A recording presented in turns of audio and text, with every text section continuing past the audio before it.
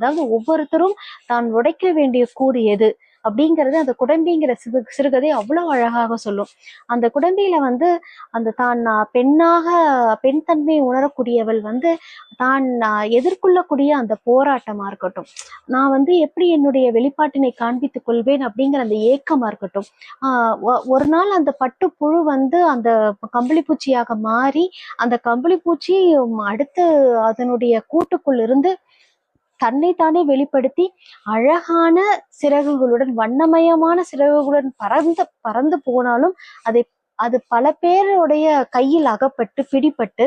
பின்பு அது வந்து தன்னை போராடி அதை மீட்டெடுத்து பறந்து செல்கிறது அப்படிங்கிற மாதிரி ரொம்ப ரொம்ப அழகாக இங்க வந்து பெண்ணாக பிறந்த ஒவ்வொருத்தருமே வந்து தன்னுடைய கூட்டை தானாக உடைத்து கொண்டுதான் வெளியே வரணும் அப்படிங்கிறதுக்கு ரொம்ப அழகா அந்த குடம்பிங்கிற அந்த அந்த சிறுகதை வந்து ரொம்ப அழகான எடுத்துக்காட்டு. அதே